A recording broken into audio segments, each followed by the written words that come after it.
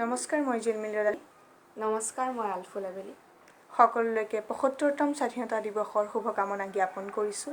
আৰু ইয়াৰ লগতে আমি বীৰ শ্বহীদসকলক লগতে স্বাধীনতা যুঁজাৰুসকলক ইয়াৰ পৰাই স্মৰণ কৰিছোঁ আৰু তেওঁলোকক শ্ৰদ্ধা জ্ঞাপন কৰিছোঁ। আজি আমি আবৃত্তি কৰিবলৈ লোৱা কবিতাৰ শিৰোনাম মোৰ দেশ, কবি হীৰেণ ভট্টাচাৰ্য।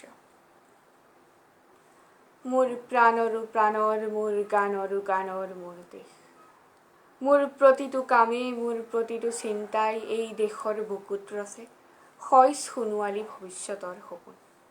মোৰ জীৱনৰ ৰাহে আহে, মোৰ যৌৱনৰ কোহে কোহে সেই সপোনৰ কণ্ডল। দেশে দেশে দেশ আছে, এনে বহু দেশৰ অৰঙে দৰঙে মই ঘূৰিছোঁ। বহু বন্ধুৰ সতে হাতে হাতে হাত ধৰি ফুৰিছোঁ।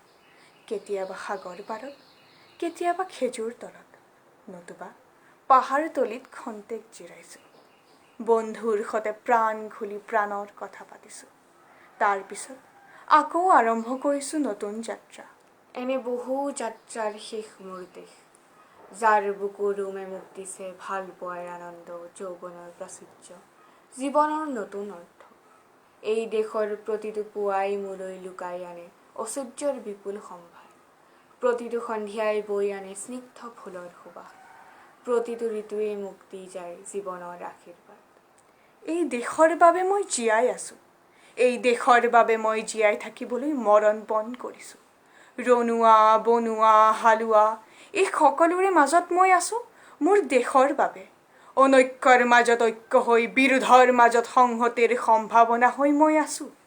জীৱনে মৰণে শয়নে সপোনে এই দেশৰ আহ্বান মই শুনিছোঁ। শত্ৰু মিত্ৰ সকলোকে মই চিনিছোঁ। সিহঁতৰ অন্তৰ মই বিশ্বাসেৰে চিনিছোঁ। শান্তিৰ চৰাইজুৰিক আজলি ভৰাই মই দিছোঁ। ভঁৰালৰ এমুঠি ধান, পৰাণৰ একোটি গান, আৰুতো মোৰ একো নাই। মোৰ দেশ, মোৰ কল্লোলিত সপোনৰ উত্তাল তৰংগই মোক লৈ যায় গভীৰৰ পৰা গভীৰতৰলৈ, আদৰ্শৰ কঠিন পৰ্বত মূললৈ। ধন্যবাদ।